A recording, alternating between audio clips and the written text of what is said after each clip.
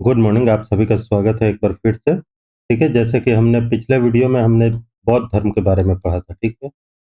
बौद्ध धर्म के बारे में हमने पढ़ा था और उसके बाद उस पर आधारित कुछ ऑप्शनल क्वेश्चंस किए थे, जो कि एसएससी और रेलवे में पूछे जा चुके थे। चलिए, तो आज हम शुरू करेंगे जैन धर्म के बारे में। ठीक है, जैन धर्म में हमको पढ़ना है संस्थापक, महावीर स्वामी का परिचय, पंच महाव्रत, जैन धर्म का संप्रदाय, जैन तीर्थंकर, त्रिरत्न, प्रमुख जैन मंदिर, जैन संगीति और प्रमुख जैन ग्रंथ आदि के बारे में। ठीक है, तो आइए शुरू करते हैं।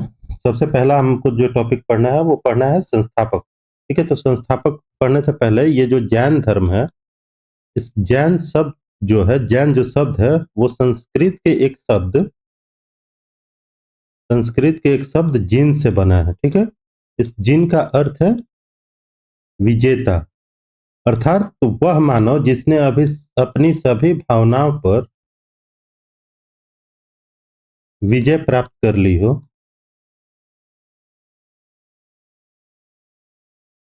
वो जैन होता है। ठीक है, जैन धर्म के जो संस्थापक हैं वो माने जाते हैं ऋषभ देव, ऋषभ देव, या फिर इनको कहीं कहीं ऋषभ नाथ भी लिखा आता है। ठीक है, ऋषभ नाथ। और जैन धर्म में टोटल 24 तीर्थंकर हुए। ठीक है, पहले थे ऋषभ नाथ और 24वें थे महावीर स्वामी। चलिए, तो अगला हम पढ़ेंगे महावीर स्वामी का परिचय। तो महावीर स्वामी का जन्म जो है, अच्छा, महावीर स्वामी को जैन धर्म का वास्तविक संस्थापक कहते हैं। वास्तविक संस्थापक कौन होंगे? महावीर स्वामी। महावीर स्वामी का जो जन्म है वो हुआ था 540 ईस्वी पूर्व। अच्छा, ये जैन धर्म के 24वें तीर्थंकर भी थे। ठीक है, इनका जन्म होगा 540 ईसा पूर्व, और कहीं कहीं आएगा 599 ईसा पूर्व। ठीक है, इनका जो जन्म है, बचपन का नाम, बचपन का नाम बचपन के नाम इनके हैं वर्धमान। ठीक है, बचपन का नाम क्या है? वर्धमान। अन्य नाम में भगवान महावीर को अन्य नामों से भी जाना जाता था, जिनमें पहला है जिन। ठीक है, जिन के बाद इनको महावीर भी कहा जाता है, महावीर। महावीर के बाद इनको कहा जाता है केवलिन। केवलिन के बाद इनको कहा जाता है निर्ग्रंथ। निर्ग्रंथ निर्ग्रंथ के बाद कहा जाता है इनको अरहत। ठीक है, ये महावीर स्वामी के नाम है, वर्धमान, जिन, महावीर, केवलिन, निर्ग्रंथ और अरहत। ठीक है, इनकी माता का नाम है त्रिशला। पिता पिता थे इनके सिद्धार्थ। ठीक है, पिता सिद्धार्थ थे। पत्नी का नाम था यशोदा। पत्नी का नाम क्या था? यशोदा। इनकी एक पुत्री थी, उस पुत्री का नाम था प्रियदर्शनी। प्रियदर्शनी की शादी हुई थी, यानी कि इनके जो दामाद थे वो थे जमाली, जो कि गौतम बुद्ध के प्रथम शिष्य भी हुए। प्रथम शिष्य कौन बने?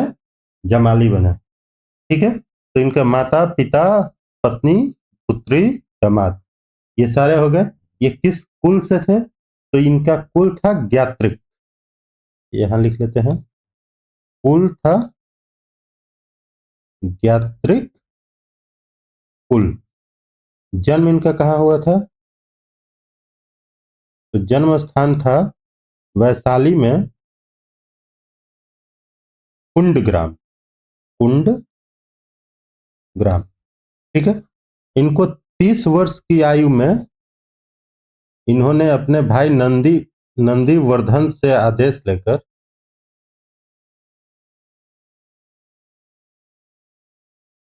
ठीक है।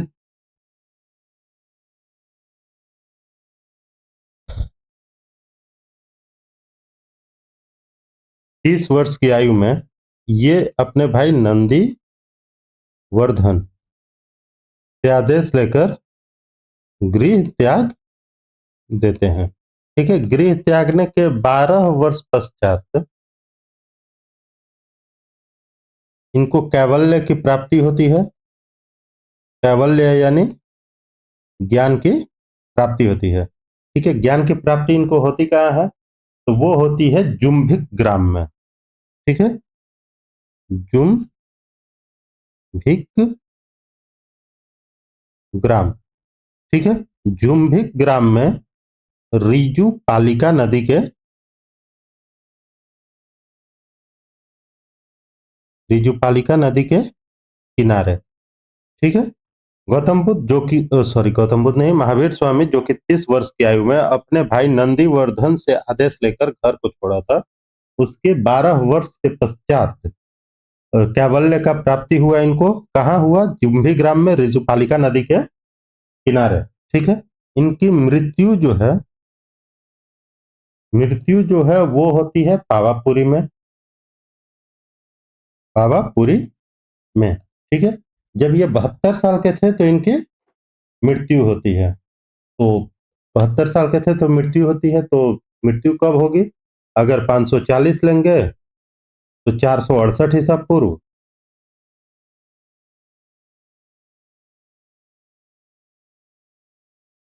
ठीक है, अगर जन्म 540 होता है तो 468 ईसा पूर्व मृत्यु होगी, और अगर 599 होता है तो 527 ईसा पूर्व इनकी मृत्यु होगी। कहीं ऑप्शन में अगर 540 दे तो 468, और 599 दे तो 527 लेकर चलेंगे। ठीक है, अगला होगा ज्ञान की प्राप्ति के बाद जो महावीर स्वामी थे उन्होंने अपना पहला जो उपदेश दिया था वो पावापुरी में ही दिया था। ठीक है, पहला उपदेश कहाँ दिया था? पावापुरी में दिया था। इस उपदेश में उन्होंने पहले से चले आ रहे 4 महाव्रतों को दोहराया और एक 5वां महाव्रत दिया। तो अगला हमारा टॉपिक है, ठीक है, 5 महाव्रत। तो 5 महाव्रत में कौन कौन सा था? तो सबसे पहले था सत्य, दूसरा था अहिंसा,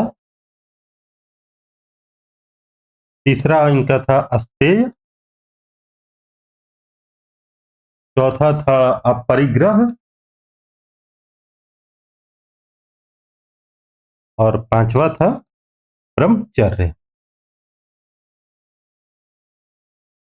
ठीक है, सत्य से क्या मतलब था? तो सत्य का मतलब था कि हमेशा सत्य बोलो, हमेशा सत्य बोलो। दूसरा है अहिंसा। तो भगवान महावीर स्वामी का मानना था कि अहिंसा किसी भी प्रकार की नहीं होनी चाहिए। अगर मतलब कि शारीरिक हिंसा ही हिंसा नहीं होती है, वाणी की हिंसा को भी वो गलत मानते थे। तो अहिंसा का मतलब होता था कि नॉन वायलेंस, यानी किसी को कोई दिक्कत ना हो, तो नॉन वायलेंस। ठीक है, अस्तेय, अस्तेय का मतलब होता है अचौर्य। कहीं इसको अचौर्य भी लिखा आता है। अचौर्य का मतलब होता है चोरी नहीं करना।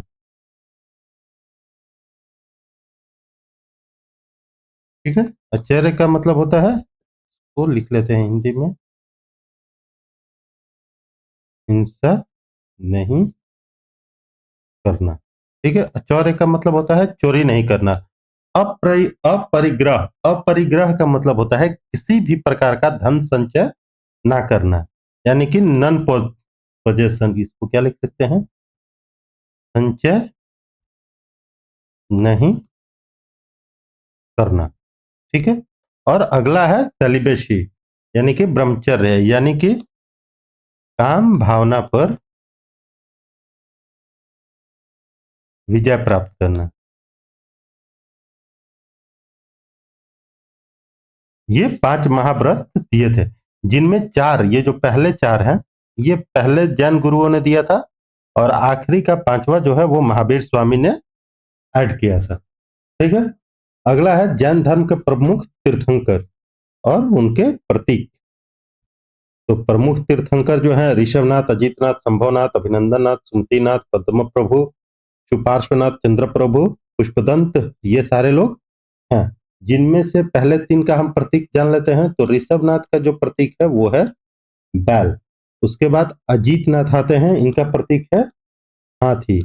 शंभवनाथ, शंभवनाथ का जो प्रतीक है वो है घोड़ा, यानी कि अश्व।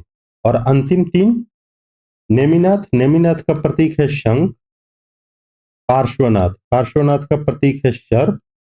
और महावीर स्वामी, महावीर स्वामी का प्रतीक है सिंह। ठीक है, 6 याद रखेंगे सिर्फ, बहुत ज्यादा है, कहीं भी इससे ज्यादा बाकी लोगों के बारे में नहीं पूछता है। अगला पंच महाव्रत हो गया। अगला टॉपिक होगा जैन संगीति। तो जब प्रथम जैन संगीति हुई थी 300 ईसा पूर्व, 300 ईसा पूर्व प्रथम जैन संगीति होगी, जो कि होगी पाटलिपुत्र में। पाटलिपुत्र में उस समय राजा कौन थे? उस समय राजा होंगे चंद्रगुप्त मौर्य। ठीक है, राजा कौन होंगे? चंद्रगुप्त मौर्य। अच्छा, इसकी अध्यक्षता कर रहे होंगे स्थूलभद्र, स्थूलभद्र। ठीक है, राजा कौन थे? चंद्रगुप्त मौर्य। और अध्यक्षता कर रहे थे स्थूलभद्र। 300 ईस्वी के आसपास हुआ क्या था कि मगध में एक बहुत बड़ा अकाल पड़ा था, जो कि था 12 वर्ष का अकाल। तो इसमें जो भद्रबाहु थे वो अपने कुछ अनुयायियों को लेकर दक्षिण दिशा की ओर चले गए थे, यानी भारत के दक्षिण में चले गए थे। 12 वर्ष बाद जब अकाल खत्म हुआ तो ये फिर से उत्तर में आए। उत्तर में आए तो जो स्थूलभद्र के जो अनुयायी थे और स्थूलभद्र थे वो इनका विरोध किए। इसी विरोध के कारण प्रथम जैन संगीति में जैन धर्म 2 भागों में बट गया। ठीक है, जैन धर्म 2 भागों में बट गया। पहला दिगंबर और दूसरा श्वेतांबर। दिगंबर जैसा नाम से ही पता है, सारे दिशाओं को अपना वस्त्र मानते थे, और श्वेतांबर जो है वो श्वेत वस्त्र धारण करते थे। ठीक है, तो ये प्रथम जैन संगीति था। प्रथम जैन संगीति कब हुआ? 300 ईसा पूर्व। कहाँ हुआ? पाटलिपुत्र में। राजा उस समय कौन थे? चंद्रगुप्त मौर्य। अध्यक्ष कौन थे? स्थूलभद्र। और इसमें क्या हुआ? जैन धर्म 2 भागों में बट गया, पहला दिगंबर और दूसरा श्वेतांबर। और उसके बाद होता है दूसरा बौद्ध संगीति जो है वो 512 एडी में होता है, 512 ईस्वी में। ठीक है, ये होता है बल्लभी गुजरात में।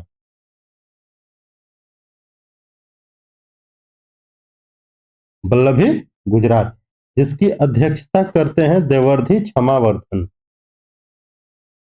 देवर्धि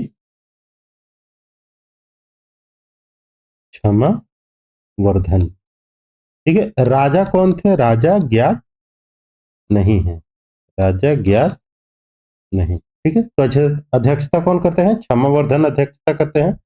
इसमें क्या हुआ था कि इसमें 12 उपांगों की उपांगों का संकलन किया गया था। 12 उपांगों का संकलन। ठीक है, दूसरी जैन संगीति में हुई थी। अगला होगा जैन धर्म के संप्रदाय। तो जैन धर्म जैसा आपको पता है पहली जैन संगीति में 2 भागों में बट गई थी। ठीक है, पहला था दिगंबर और दूसरा था श्वेतांबर। ठीक है, दिगंबर के जो अध्यक्ष थे वो थे भद्रबाहु। दिगंबर के अध्यक्ष कौन थे? भद्र बाहु। ठीक है, दिगंबर लोग नग्न रहने में भरोसा करते थे।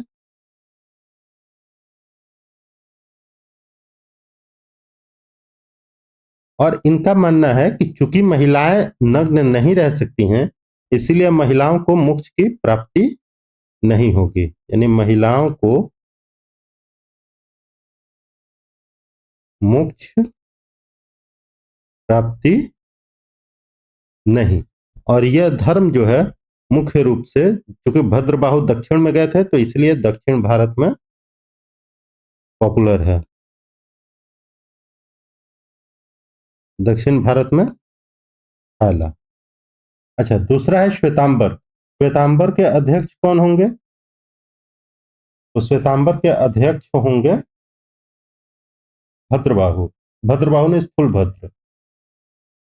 अध्यक्ष होंगे स्थूल भद्र। ठीक है, ये लोग श्वेत वस्त्र धारण करेंगे। इनमें महिलाओं को मोक्ष का अधिकार है।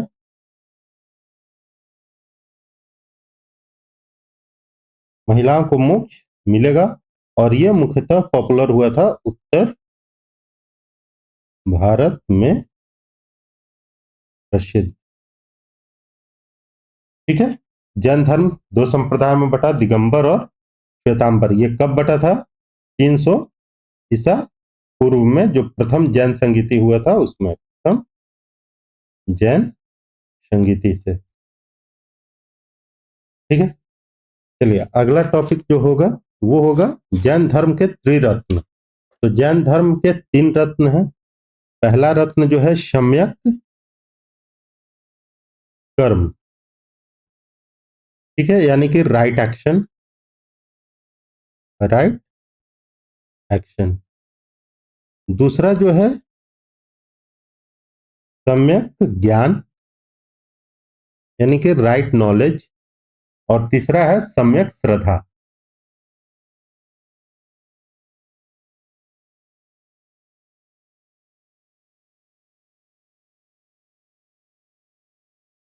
ठीक है, सम्यक श्रद्धा यानी right belief. Right right belief, right knowledge. ठीक है, तो जैन धर्म के त्रिरत्न कौन कौन से आएंगे? सम्यक कर्म, सम्यक ज्ञान और सम्यक श्रद्धा। अगला हमारा टॉपिक होगा प्रमुख जैन स्थल। प्रमुख जैन स्थलों में जो है, सबसे पहले हम राजस्थान से शुरू करते हैं। तो राजस्थान में है दिलवाड़ा जैन मंदिर।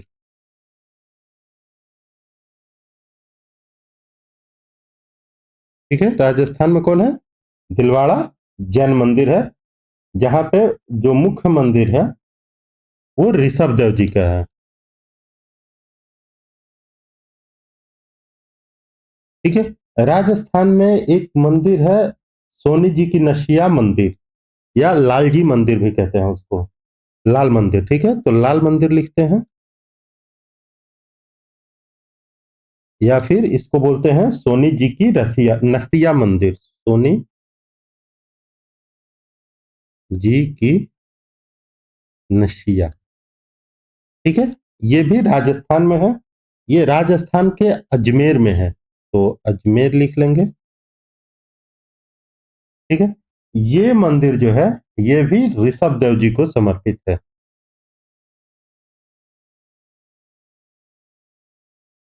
ऋषभ देव जी को समर्पित समर्पित है। ठीक है, गुजरात में एक मंदिर है। तो गुजरात का जो मंदिर है उसको बोलते हैं पालिताना मंदिर।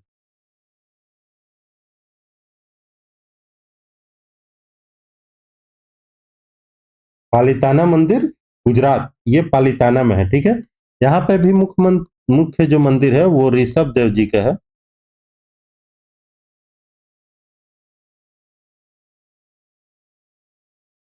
ऋषभ देव जी का है। ठीक है, और यहाँ पे जो मंदिरों का समूह है वो 800 से ज्यादा मंदिर, जैन मंदिर हैं। ठीक है, कर्नाटक में एक है। तो कर्नाटक में है श्रवण बेलगोला।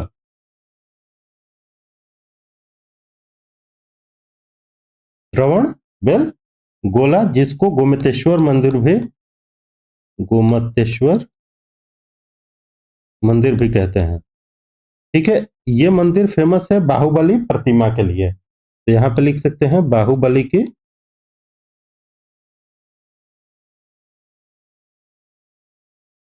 प्रतिमा। ये मंदिर किसकी है? बाहुबली की है। अगला झारखंड।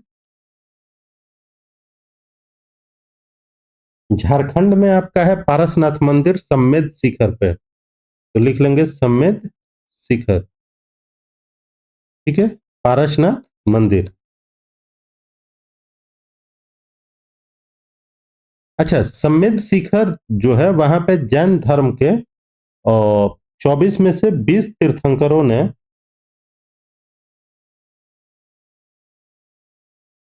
20 तीर्थंकरों का निर्वाण स्थल,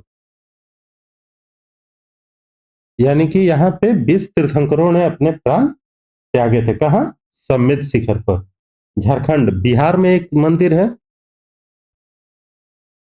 बिहार में जल मंदिर है।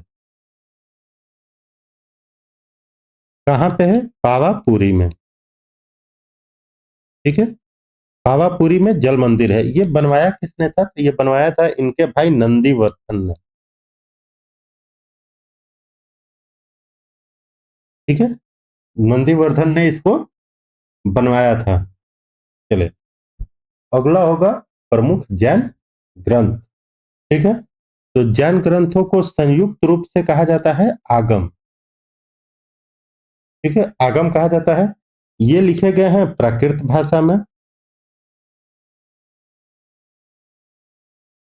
प्राकृत भाषा में लिखे गए हैं। प्राकृत भाषा जो है वो अर्धमगधी को कहते थे। अर्धमागधी, अर्धमागधी को प्राकृत कहते थे। ठीक है, जैन धर्म में 12 अंग है, 12 उपांग है,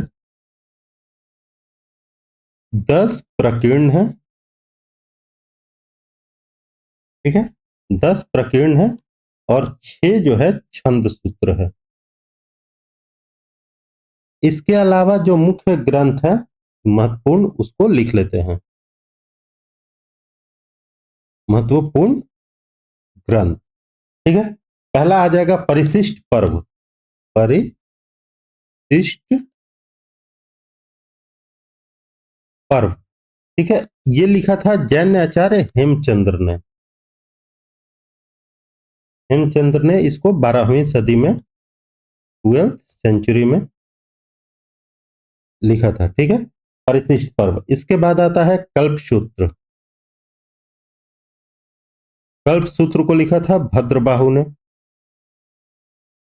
उसके बाद आपका आ जाता है आवश्यक सूत्र।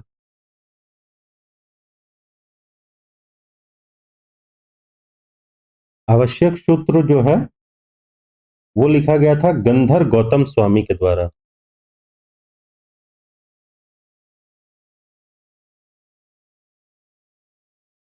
अच्छा, ये जो आवश्यक सूत्र है यही कहता है कि बिंबिसार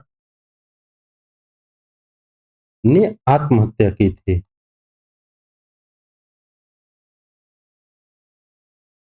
बाकी हर जगह कहा जाता है कि बिंबिसार को उसके पुत्र अजातशत्रु ने हत्या करके गद्दी अपना ली थी। जबकि जैन धर्म का जो ग्रंथ है आवश्यक सूत्र वो कहता है कि नहीं, बिंबिसार ने जहर पीकर आत्महत्या की थी। ठीक है, अगला है भगवती सूत्र। भगवती सूत्र को भी लिखने वाले गंधर गौतम स्वामी ही हैं। ठीक है, भगवती सूत्र से ही हमको 16 महाजनपदों की जानकारी मिलती है।